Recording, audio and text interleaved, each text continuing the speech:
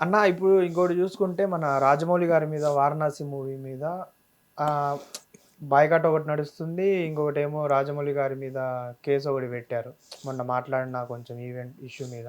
దాన్ని ఎలా చూసుకోవచ్చు అన్న మనం? ఫస్ట్ వారణాసి మీద ఇప్పుడు నడిచే వివాదాలు ఏంటి? టైటిల్ వివాదం ఒకటి ఉంది, ఇంకొకటి ఏమో ఆయన హనుమంతుడి గురించి ఏదో అంటే వానరసేన వాళ్ళు మనోభావాలు తిన్నాయి. ఇంకా నెక్స్ట్ అసలు రాజమౌళి మాట్లాడడం కరెక్ట్ కాదా? రాజమౌళి ఏం మాట్లాడాడు?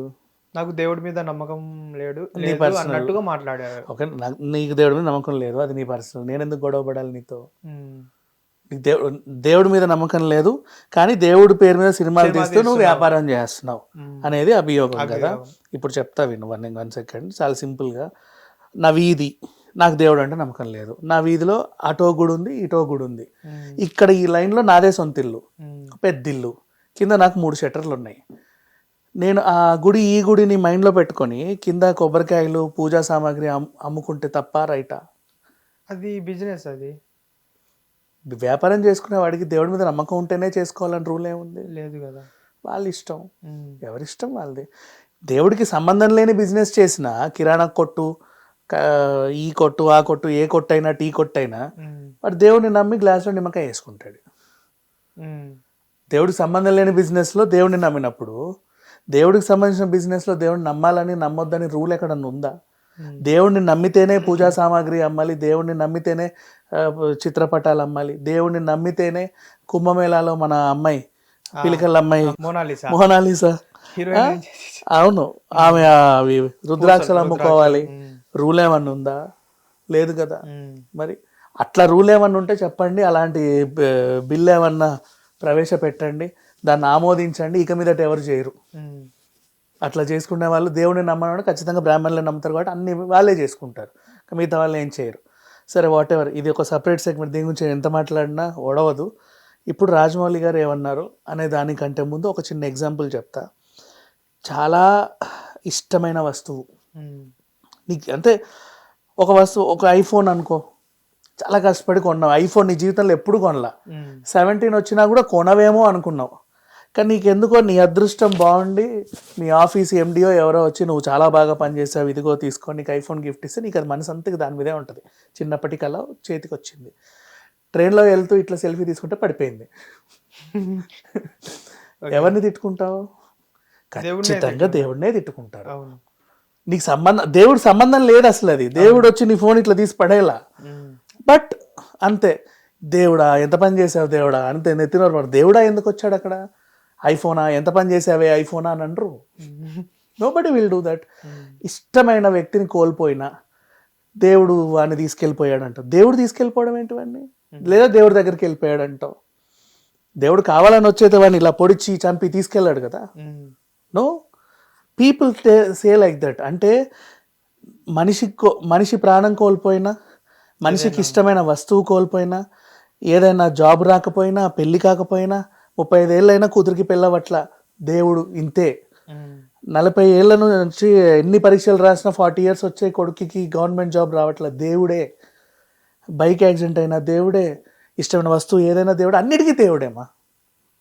చెడు జరిగితే దేవుడే, మంచి జరిగితే కూడా దేవుడే. మంచి జరిగినా దేవుడే. దేవుడి దయ మా ఇంట్లో దేవుడి దయ వల్ల నాకు ఈరోజు ఈ సోఫా కొనగలిగాను, దేవుడు దయ వల్ల ఈ కెమెరా కొనగలిగాను, దేవుడి దయ వల్ల. ఏదైనా కోల్పోతే దేవుడి దయ లేనందువల్ల కోల్పోవాల్సి వచ్చింది. మనిషి అన్న ప్రతి ఒక్కడు ఇలాగే మాట్లాడుకుంటారు, అంతే, కామన్. రాజమౌళి గ్రహాంతరవాస కాదు, మనిషేగా. మరి నెక్స్ట్, నీకు దేవుడి మీద నమ్మకం లేని ప్రతిసారి కూడా ఇంట్లో పెద్దవాళ్ళు మంచి చెప్తారు. పిడుగుబడి భయపడితే అర్జున పాల్గొన్నాను నాన్న, చీకట్లో అమ్మో నా వల్ల కాదు, అంత ఉండేది, హనుమంతుని తలుచుకో, ధైర్యం వస్తుంది, వెళ్ళిపో, ఇలా చెప్తా ఉంటారు, అంతే. రాజమౌళి కూడా ఒక మనిషే, ఆయన కూడా ఓ కొడుకే, ఆయన తండ్రి కూడా ఇంకా ఆయనతో పాటే ఉన్నాడు. ఆయన తండ్రికి ఈయనకి 50 ఏళ్ళు వచ్చినా 60 ఏళ్ళు వచ్చినా ఆయన తండ్రికి ఆయన కొడుకే, రైట్? కొడుకు కష్టపడి ఏదో పని చేస్తాడు, అవ్వట్లేదు.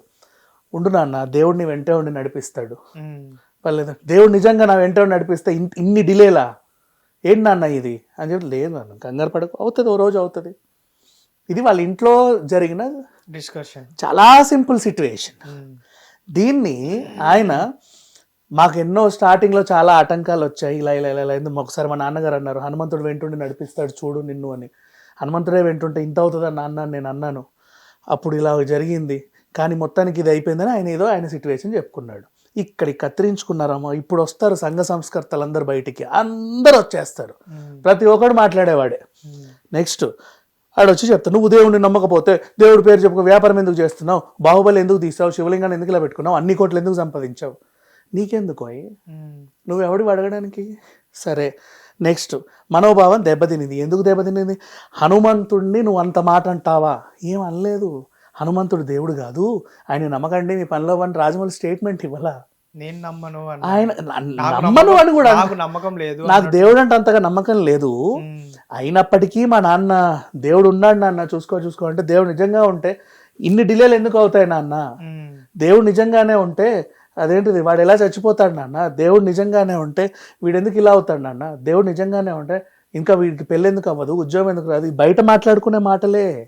ఆయనకు చాలా సింపుల్గా అన్నాడు. ప్రతి మనిషి అనుకుంటాడు అలా అని వాళ్ళు దేవుడిని కించపరిచినట్టు కాదు, దేవుణ్ణి విపరీతంగా అభిమానించినట్టు కాదు, అదొక అలవాటు, ప్రతి మనిషికి అలవాటు. ఇంకా చెప్పాలంటే సింపుల్గా సింగిల్ డైలాగ్, మంచికో చెడుకో, మన అల్లు అర్జున్ దేవుడా రాలా, కింద దేవుడా అంటావు, దగ్గరకు వచ్చింది దేవుడా అంటావు. అందులో మంచి ఉంది, అదంటే కోల్పోవడం ఉంది, పొందడము ఉంది, ఒకటే ఎమోషన్. మనిషి అనేవాడే యూజ్ చేసే నార్మల్ భాష ఇది. ఇప్పుడు సంఘ సంస్కర్తలతో పాటు మనోభావం దెబ్బతినే సంఘం వాళ్ళు వచ్చారనమాట. వీళ్ళకేంటి, ఎప్పుడెప్పుడు మనోభావం ఎక్కడెక్కడ దెబ్బతింటుందో చూసుకోవాలి. నువ్వు హనుమంతుని అట్లా అన్నావు, ఇట్లా అన్నావు, అలా అన్నావు, ఇలా అన్నావు, మా మనోభావం దెబ్బతినేసింది. వెంటనే వెళ్ళి పోలీస్ స్టేషన్లలో కేసులు పెట్టి నువ్వు సమాధానం చెప్పాలి, క్షమాపణ చెప్పాలి, అది చేయాలి, ఇది చేయాలని వీళ్ళ డిమాండ్. ఎందుకు చెప్పాలి మీకు? మనోభావం దెబ్బతినడం అనేది నీ మానసిక సమస్య కదా, అంతే కదా. నీ మానసిక సమస్యకి నువ్వు ట్రీట్మెంట్ చేయించుకోవాలి, కానీ వీడు ఇంకెవరో వచ్చి నీకెందుకు అటెన్షన్ ఇవ్వాలి, నీకెందుకు సారీ చెప్పాలి, నిన్నెందుకు ఉద్ధరించాలి? నీ మనోభావంగా దెబ్బతినింది, ఎందుకు దెబ్బతిన్నావు? అదేదో చూస్తుంది, మనోభావం దెబ్బతిని చూడకు. అయినా సరే నీ మనోభావం దెబ్బతినింది, ఎలా దెబ్బతినింది, ఏ యాంగిల్లో దెబ్బతినింది, అది చూడడం వల్ల నీ ఎన్ని నరాలు చిట్లిపోయాయి, ఎంత ప్రభావితం చూపింది, ఒక సైకియాట్రిస్ట్ దగ్గరికి వెళ్ళి తీసుకురా డీటెయిల్స్ చూద్దాం అదంతా. ఓకే, సో ఇది ఏది, ఫోన్ చూసినందుకు చిట్లలేదు నరము, కాఫీ తాగినందుకు చిట్లలేదు, జబర్దస్త్ చూసినందుకు చిట్లలేదు, రాజమౌళిని చూడిన వెంటనే ఈ నరాలు మొత్తం పటపట తెగిపోయాయి. ఓహో ఓకే, ఇదేదో ఆలోచించాల్సిన విషయమే, అప్పుడు పరిశీలిద్దాం దాన్ని. మనోభావం దెబ్బతినాలంటే ఫస్ట్ నువ్వు మనిషి అయి ఉండాలి. నేను మనిషిని అనే సర్టిఫికేట్ తీసుకురా, నీకు ఎవరిస్తారో చూస్తాను నేను. ఎక్కడి నుంచి తీసుకు, నేను మనిషిని అనే ఒక సర్టిఫికేట్ దే, నాకు ఓ మనసు ఉందని సర్టిఫికేట్ దే, ఆ మనసుకు ఓ మనోభావం ఉందని సర్టిఫికేట్ తీసుకురా. అది దెబ్బతింటే ఏ రేంజ్లో దెబ్బతినింది, ఏ యాంగిల్లో దెబ్బతినింది, దాని ఎఫెక్ట్ ఎంతవరకు ఉంది, సైంటిఫికల్లీ బ్రింగ్ ఇట్. మరి ఎందుకు మాట్లాడతారు ప్రతి ఒక్కడు? నోరుందనా, లేదా ఆయన పెద్ద సెలబ్రిటీ కాబట్టి అంత రేస్ చేస్తారు. అదే అంటున్నా, వాట్ ఎవర్, నోరుందనేగా, ప్రతి ఒక్కడు మాట్లాడగలిగే స్వభావం ఉందనేగా.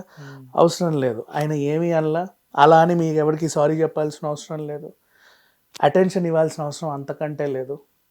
మీ పనిలేవో మీరు చూసుకోండి, లేదు నా మనోభావం అంటగా దెబ్బ మీద దెబ్బ తీసుకొని కొట్టుకు చావండి, ఎవ్వరు కూడా అటెన్షన్ ఇవ్వరు, అంతే.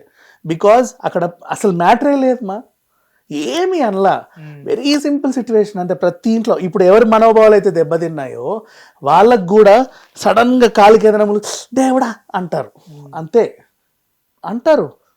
దేవుడు లేడు, దేవుడు వల్ల ఇది అయ్యింది, అందరికీ ఇంత యాజ్గా sir. People normally use such words. Rajamouli కూడా మనిషి, ఆయన ఎంత పెద్ద డైరెక్టర్ అయినా మనిషే, ఒక తండ్రికి కొడుకే. అది వాళ్ళ ఇంట్లో జరిగిన సిచ్యువేషన్, అండ్ సిచ్యువేషన్ని చెప్పాడు కానీ ఆ సిచ్యువేషన్ నీ మీద ఆమోదించాలా, ప్రతిపాదించాలా. ఇంకొకటి ఏంటంటే వారణాసి టైటిల్ ఇది నేను 2 years కిందే రిజిస్ట్రేషన్ చేసుకున్నాను అనేసి ఒక అతను చెప్పడం జరిగింది. కానీ తెలుగులో తప్ప అన్ని స్టేట్స్లో, అన్ని చోట్ల మన రాజమౌళి గారు అది రిజిస్ట్రేషన్ చేయించేశారు. రాజమౌళి గారు ఏమంటున్నారంటే, నేను ఇంగ్లీష్లో రిలీజ్ చేశాను కదా వారణాసి అనేది కొంతమంది ట్రోల్ చేస్తున్నారు. దాన్ని మీరు ఎలా చూడచ్చు? ఓకే, తెలుగులో ఆయన వారణాసి అనే టైటిల్ రిజిస్ట్రేషన్ చేశాడు, సంతోషం. ఇతను ఇంగ్లీష్లో రిలీజ్ చేశాడు, VARANASI. అతను వారణాసి ఇంగ్లీష్ టైటిల్ వచ్చి VAARANASI. ఇక్కడ డబుల్ ఏ ఉంది, ఇక్కడ సింగిల్ ఏ ఉంది. సో ఇది డిఫరెంటే కదా, నీకు దానికి పోలిక ఎలా?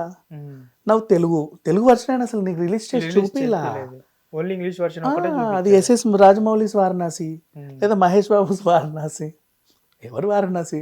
నీ వారణాసి, నా వారణాసి. అయితే ఏంటి ఇప్పుడు?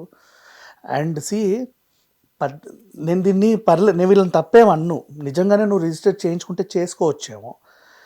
అయితే విషయం ఏంటంటే, ఒక టైటిల్ రిజిస్ట్రేషన్ చేయించుకున్నావు, అవతల వాళ్ళకి నచ్చింది, పెద్ద డైరెక్టర్, కొంచెం గ్లోబల్ వైజ్గా ఇమేజ్ ఉంది, మంచి స్టార్ క్యాస్టింగ్తో చేస్తున్నాడు, నువ్వు ఇండస్ట్రీ మనిషివే.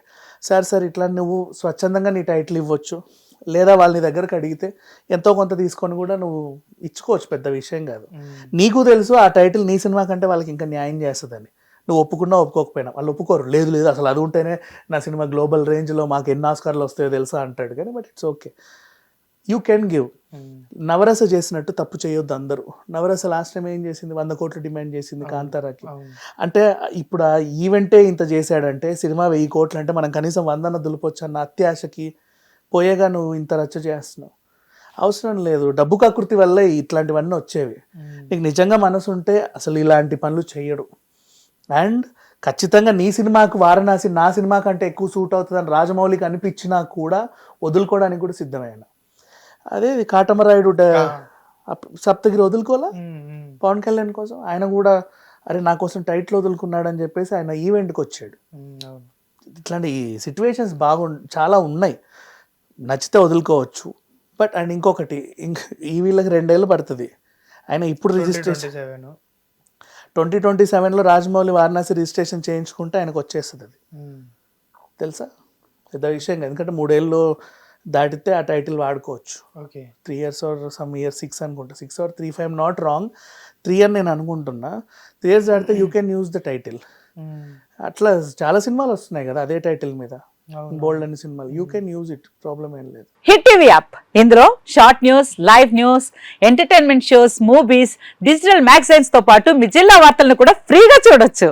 ఇంకెందుకు ఆలస్యం, వెంటనే హిట్ టీవీ యాప్ ని డౌన్లోడ్ చేసుకుని ఫ్రీగా ఎంటర్టైన్మెంట్ పొందండి. Hit TV app, hit TV app, please download hit TV app. Hit TV యాప్ని ఫ్రీగా డౌన్లోడ్ చేసుకొని ఎంజాయ్ చేయండి. మీకు నచ్చిన ఎంటర్టైన్మెంట్ కోసం హిట్ టీవీ యాప్ ని ఫ్రీగా డౌన్లోడ్ చేసుకొని ఎంజాయ్ చేయండి. హిట్ టీవీ యాప్ ని డౌన్లోడ్ చేసుకుని ఆస్వాదించండి, ఆశీర్వదించండి. ఇంతమంది సెలబ్రిటీలు హిట్ టీవీ యాప్ ని డౌన్లోడ్ చేసుకోండి అని చెప్తున్నారంటే ఎంత మంచి యాప్ ఆలోచించండి.